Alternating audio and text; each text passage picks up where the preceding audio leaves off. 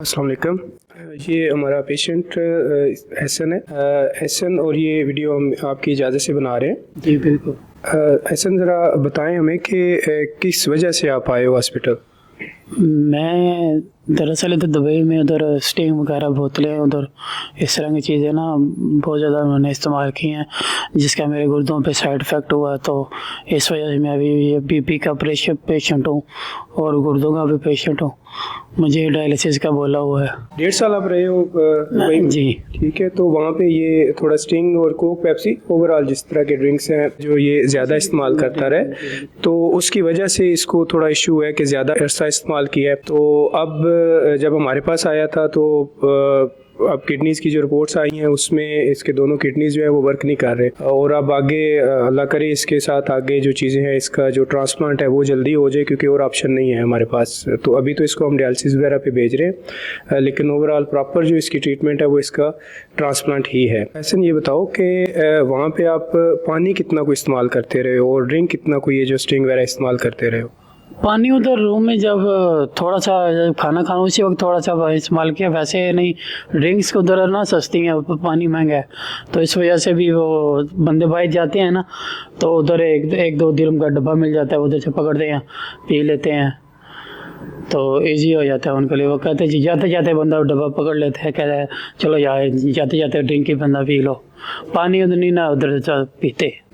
तो चलें, अल्लाह आपको जल्दी सेहतयाब करे। आमीन। जो पेशेंट आपने देखा है 28 साल का नौजवान है, ये मेरे पास आया था, इसको सांस का मसला हो रहा था, इसको थोड़े कुछ झटके लग रहे थे और उल्टी वगैरह हो रही थी। तो नॉर्मल कुछ टेस्ट हमने किए, तो टेस्ट में जो गुर्दे के इसके टेस्ट है उससे पता चला है कि इसके गुर्दे जो है वो काम नहीं कर रहे, गुर्दे फेल हो चुके हैं। जब फर्दर हिस्ट्री वगैरह ली कि किस वजह से हुए हैं, तो ये 1.5 साल रहा है दुबई में, और दुबई में ये पानी की जगह पे ये स्टिंग बहुत ज़्यादा पीता रहा है, कोक और पेप्सी जितने कार्बोनेटेड ड्रिंक्स हैं ये ज़्यादा पीता रहा है। इसकी वजह से इसके गुर्दे जो है वो फेल हुए हैं।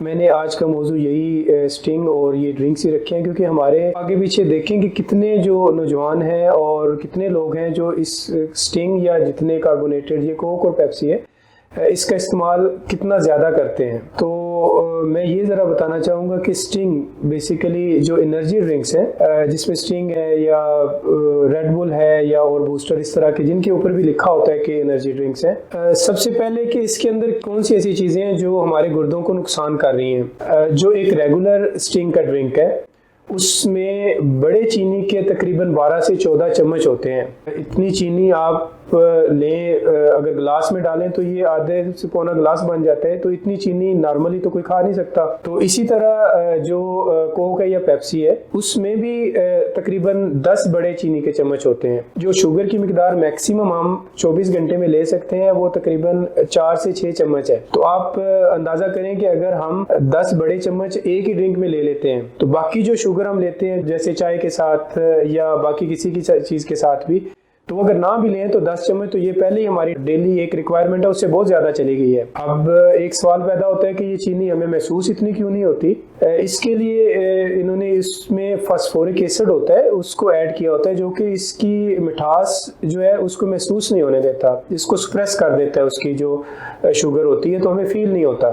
लेकिन वो जैसे ही हमारे मैदे में जाती है वो शुगर एब्जॉर्ब होती है मैदे से, और जब ब्लड में जाती है तो एकदम से शुगर का जो लेवल है वो हाई कर देती है। तो इसमें एक बात ये भी है कि लोग क्यों पीते हैं इसको इतना ज़्यादा। कार्बोनेटेड ड्रिंक्स देख लें, कोक पेप्सी है या एनर्जी ड्रिंक्स देख लें, क्योंकि एक क्रेविंग होती है शुगर की आदत हो जाती है। आपको इन ड्रिंक्स की इतनी आदत हो जाती है, इनका नशा हो जाता है कि जब तक जो बंदे पीते हैं रेगुलर, वो जब तक इसको लेते नहीं है उनको सुकून महसूस नहीं होता। तो शुगर तो इतनी ज़्यादा होगी, शुगर की वजह से जो आगे लबलबा पर प्रॉब्लम करेगा, शुगर की वजह से जो इंसुलिन ज़्यादा निकलेगी लबलबे से, और जब इंसुलिन इवेंचुअली 1-2 साल बाद कम हो जाएगी, जो बंदा है वो शुगर का मरीज़ बन जाएगा। इसके साथ इसके अंदर फास्फोरिक एसिड जैसे मैंने पहले बताया बहुत ज़्यादा मिकदार में होता है, स्टिंग वगैरह में तो बहुत ज़्यादा होता है और कोक पेप्सी में उससे किसी थोड़ी सी मिकदार कम होती है। लेकिन फास्फोरिक एसिड जो है ये जब हमारी बॉडी में जाता है तो ये कैल्शियम के साथ मिलता है और कैल्शियम को बाहर निकाल देता है जिस्म से। कैल्शियम जब जिस्म से बाहर निकल जाएगा, जो कि बहुत ज़रूरी है हमारी बोन्स हड्डियों के लिए, तो हड्डियों की वीकनेस हो जाएगी। इसके साथ ये एक कैल्शियम के साथ मिलता है ऑक्सलेट जिसको हम कहते हैं, जो किडनी स्टोन्स हैं ये उनको बनाता है, तो उनकी मिकदार जो बनने की है वो बहुत ज़्यादा हो जाती है। तो इसमें देखें कि जो फास्फोरिक एसिड है ये नॉर्मली हमारे ये टॉयलेट क्लीनर वगैरह इनमें भी मौजूद होता है, और ये कोक व पेप्सी वगैरह में भी है, और ये स्टिंग में भी है। ये जो फास्फोरिक एसिड है ये डायरेक्टली टॉक्सिक है हमारे गुर्दों के लिए, मतलब ये जहर है हमारे गुर्दों के लिए। तो इसके अंदर कैफीन बहुत ज़्यादा मिकदार में है। कैफीन क्या करती है कि जो बंदा पी लेता है उसको जगा के रखती है, जब बंदा ज़्यादा जागेगा डिप्रेशन में जाएगा, एंजाइटी होगी। इसके अलावा इसके अंदर जिंसिंग पाउडर इन्होंने शामिल किया होता है, जो कि नॉर्मली हमारी जो मर्दाना कमज़ोरी की दवाइयाँ होती हैं उनमें मौजूद होता है। इसके साथ इसमें आर्टिफिशियल प्रिजर्वेटिव्स हैं, ठीक है, जो कलर है वो जो इस्तेमाल होते हैं वो भी हमारे गुर्दों के लिए जहर की तरह ही काम करते हैं। इसके ऊपर अगर आप देखें स्टिंग के ऊपर लिखा होता है, रेगुलर जो ड्रिंक है लिखा होता है कि 12 साल से कम बच्चे इसको इस्तेमाल ना करें, और जो प्रेग्नेंट खवातीन है वो भी इसको इस्तेमाल ना करें, क्योंकि ये उन लोगों के लिए तो बहुत ज़्यादा नुकसानदेह है। और एक जो चीज़ की शुगर तो है ही इसमें, तो इसमें कैलोरीज भी बहुत ज़्यादा होती हैं। जैसे कि आप अगर देखें कि आप एक जो नॉर्मल पेप्सी या कोक का ड्रिंक है वो लेते हैं, उसके अंदर तकरीबन 120 किलो कैलोरीज होती हैं। आप समझें कि आप अगर एक टाइम पे 2 बड़े पराठे जो हैं आलू के पराठे लें और उसको उनके साथ सालन जो भी इस्तेमाल करें वो अगर खा लें और एक ड्रिंक पी लें, तो आपकी उतनी ही किलो कैलोरीज तकरीबन हो जाएंगी जितनी के कोक और पेप्सी में होती हैं। तो पराठा तो आपने जब भी खाना है तो आपने एज ए खाना खाना है, सुबह का, दोपहर का या शाम का, लेकिन कोक और पेप्सी तो हम उसमें एक्स्ट्रा ले लेते हैं, तो ये हमारी बॉडी के अंदर ही रहती है। और फिर बॉडी में जितने नुकसानात हैं जो हमारे जिगर को खराब कर रहे हैं, जो हमारे गुर्दों को डैमेज कर रहे हैं, लबलबे को डैमेज कर रहे हैं। और एक जो बड़ा मसला मैंने देखा है, काफी हमारे पेशेंट भी हैं जो यंग है खास करके, उनका क्या होता है कि सुबह खाली पेट उन्होंने कोई ना कोई इस तरह का ड्रिंक लेना होता है, क्योंकि उनको आदत हो चुकी है। तो मैदे में जैसे रात को जो खाना खाते हैं वो रात को 4-6 घंटे में हजम हो जाता है, तो ज्यादा टाइम जो मैदा होता है वो खाली होता है, वो पहले ही उसमें तेजाबियत ज्यादा हुई होती है। और इसीलिए हम कहते हैं कि सुबह नाश्ता जरूर करें ताकि वो तेजाबियत कुछ कम हो जाए। तो आप अगर नाश्ता भी नहीं करेंगे और खाली पेट ये ड्रिंक ले लेंगे तो तेजाबियत पहले ही इतनी ज्यादा, और फास्फोरिक एसिड हम ऊपर से और ले रहे हैं, तो फास्फोरिक एसिड है वो ऐसे ही है जैसे आप सुबह उठ के तेजाब पी लें। तो इसकी वजह से मैदे की जो बीमारियां जैसे अल्सर है, जलन है या गैस है, ये ज्यादा हो जाएंगी। और कुछ लोग जो डाइट कोक या डाइट पेप्सी इस तरह की डाइट में यूज करते हैं, उसमें एक ठीक है कि उसमें शुगर की मिकदार तो नहीं है, लेकिन उसमें फास्फोरिक एसिड स्टिल मौजूद है जो कि आपकी बोन्स, हड्डियों और गुर्दों को खराब कर रहा है। तो मेरा मशवरा ये है कि एक तो आप ये जितने एनर्जी ड्रिंक्स हैं वो तो बिल्कुल ही इस्तेमाल ना करें, और दूसरे जो ड्रिंक्स हैं, कार्बोनेटेड ड्रिंक्स हैं जैसे कोक और पेप्सी है, ये भी नुकसानदेह हैं लेकिन थोड़े से उससे कम है। मशवरा तो मेरा ये है कि उनको भी यूज़ ना करें, लेकिन अगर यूज़ करने ही हैं, जैसे कि हमारे माशरे में अभी इतने ज़्यादा इनका इस्तेमाल बढ़ चुका है कि हम शादियों पे, ब्याह पे या किसी दावत पे हम इस्तेमाल करते ही करते हैं उनका, तो उसको इस तरह इस्तेमाल करें कि उसकी मिकदार कम से कम आपकी बॉडी में जाए। वो आप किस तरह कर सकते हैं कि गिलास में आइस, कुछ बर्फ़ लें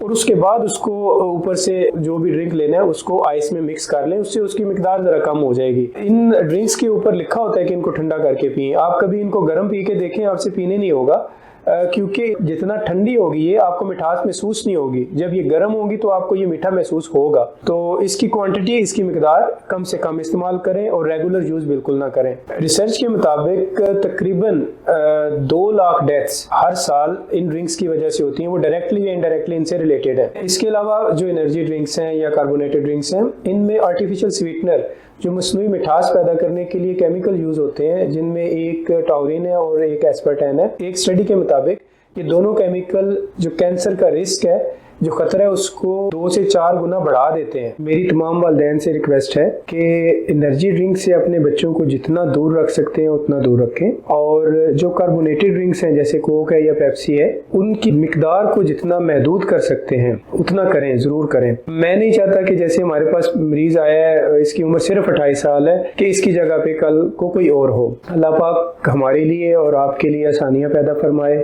आमीन। शुक्रिया, अल्लाह हाफिज़।